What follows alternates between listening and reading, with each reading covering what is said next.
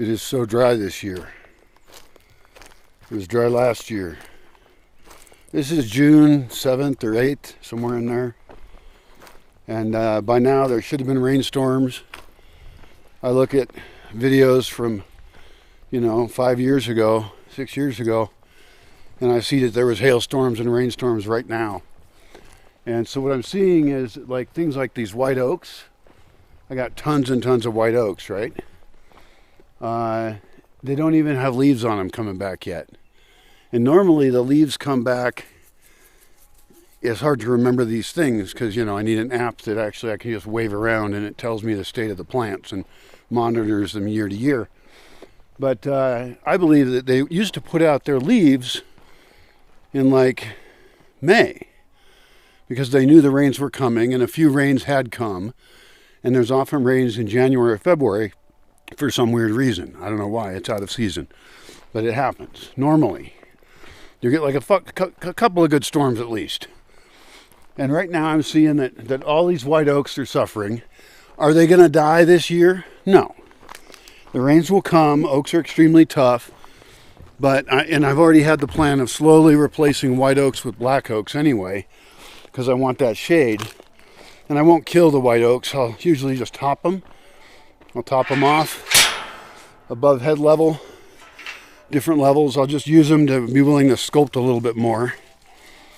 The point is I favor the black oaks. Now, they're by the way, black oaks and green oaks are both green. They're not actually black and white, but those are just the dumb terms that get used. I understand why.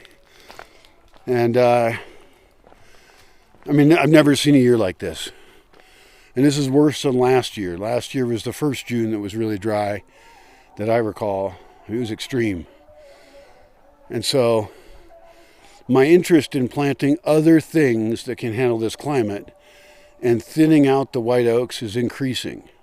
Even if I top them off, then they're going to use less root space down below. So we often don't think about the root space below, and of course some of them I can just kill.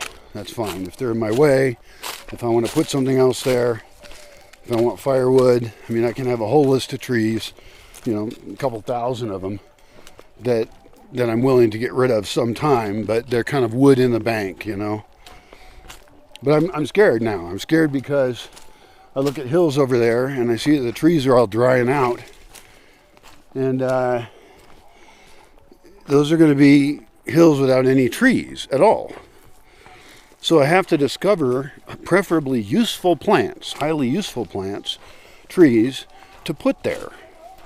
And we can start that now. There's no reason to wait, right? There's plenty of patches where there's less trees than others. And then we want trees that can reproduce from seed in the new climate. We have to see the old climate and the new climate. We want to be planting for climate change. We want to be planting for the future state of things. And that isn't necessarily a bad thing to do. Some people will be like, oh my God, you're planting a non-native tree. Yeah, well, if all the natives are going to die, don't you think it would be a good idea to plant some things that can grow in the new climate, that can reproduce on their own, so we don't just have desert? I think that sounds genius to me. But some people are really stupid and pseudo-religious about everything has to be native. And it's like, don't be ridiculous. There's nothing that's been native anywhere forever. Certainly not people. People have moved around a lot. And of course, tons of racists are all into, well, these people are here. And it's like, well, those people weren't there before. They were killed by the other people who were there. The other people who were there before got killed by the new people. And it's the same for the trees. I'm watching shit die. I'm watching climate change occur. And here's another oak in the process of dying. Won't die right away. Trees are tough, but even if it takes 20 years, 30 years, 60 years for a change like that, we can be planting for that now. And that means planting for things that we think will be successful in the future, but it's really hard to know that. So we should plant a wide diversity in pockets of trees and groups of trees, little groves of both male and female trees, if they are gendered trees. Some are, some aren't, some are self-pollinating. But we should grow pockets of different types of trees, and not just trees, but plants as well, useful plants. Because we could have things growing wild here that don't grow wild here now. And the first thing you're going to think of is you're going to say, well, it could be invasive. Well, it's actually, hopefully we will be planting some things that will become pervasive, not because they took over from the existing plants, but because they took over because the existing plants died off, and this new plant is able to survive here. Now, very few plants have the option of ever being invasive. I have exotic plants, not from here, that can't reproduce on their own right now. Maybe they'll be able to later. I don't know. But the likelihood of them just suddenly taking over is zero. Like, I can plant every single kind of rosemary here that exists. They can't reproduce from seed, right? I have to do them from cuttings. So without my help, they can't even exist. It is possible. There is a future in which those could reproduce from seed. And they might spread. Good. Because if there is climate change, especially the more rapid it is, then a whole bunch of other shit's going to rapidly die off. And that's not a good thing.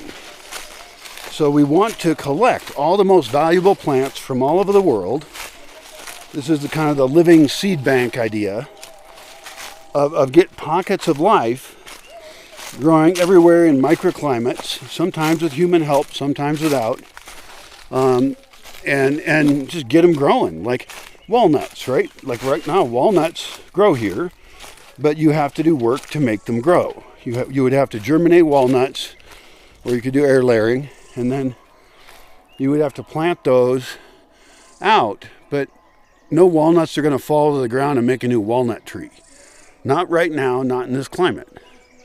But if there was ever a time where all the pine trees are dying anyway, and these walnuts were suddenly able to actually reproduce on their own, that would be fantastic.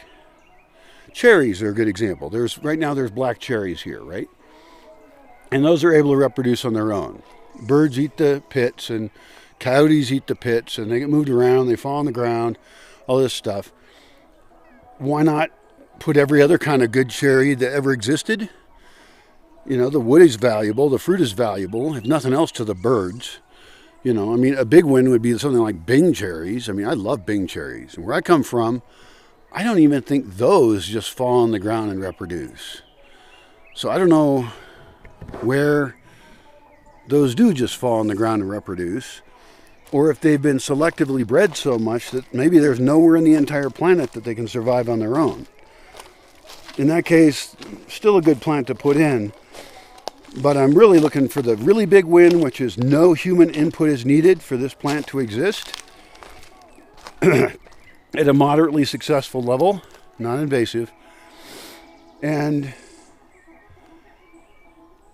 then there's a different level where human input is needed. And it's very possible that things that human input is needed now might later become something that does reproduce on its own.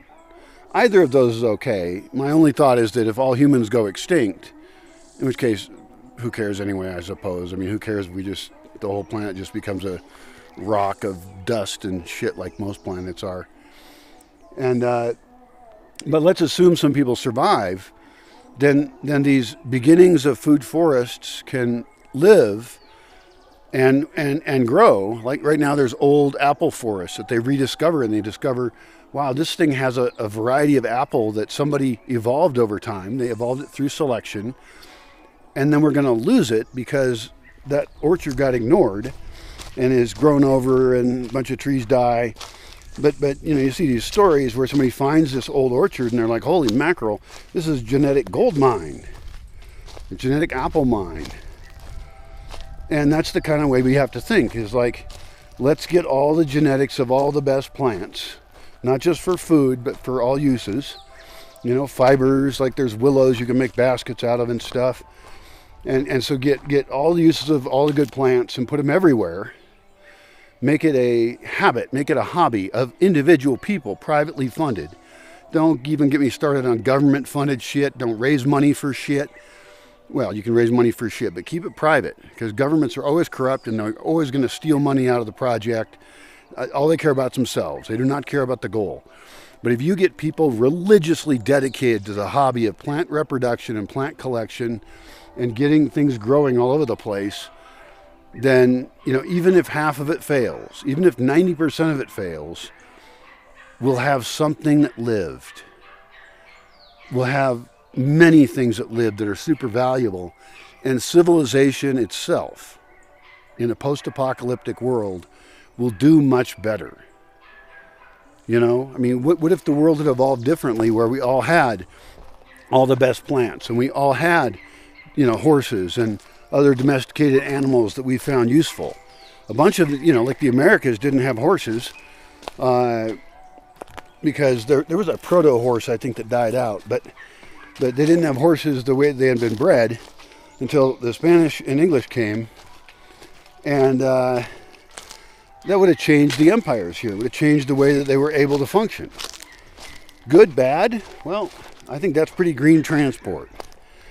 So it's not even trees or plants. It's also domesticated animals that, like right now around here, there's only a couple kinds of cows. Well, let's make a safari. Let's collect a bunch more kinds of cows. There's other kind of poultry, like emus, for example. Emus are very interesting. We should have emus here. And there's things I can think of right now that you should not put in. Like I like capybaras, right? But I wouldn't go releasing some capybaras down by the lake or something, because they might overpopulate. And there are, fast-living organisms. The faster the organism is, the more dangerous it is, right? Fuck. I'm in town again. And it's not, even though it's, there was clouds this morning and I was hoping to be cloudy all day. The rains are coming, but they're not here yet. So very soon it'll be comfortable to walk around again, because we'll have these pleasantly cloudy days. Hi, little dog. You a fucker? Yeah, you are, little fucker.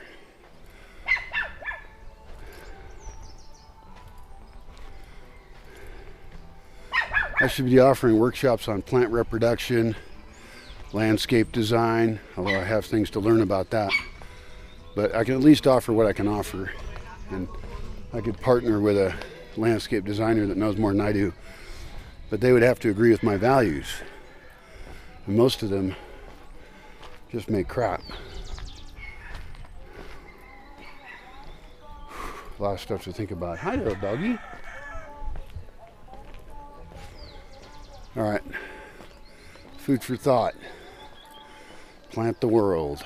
Re-landscape the world. Collect genetics, living seed banks. Yay.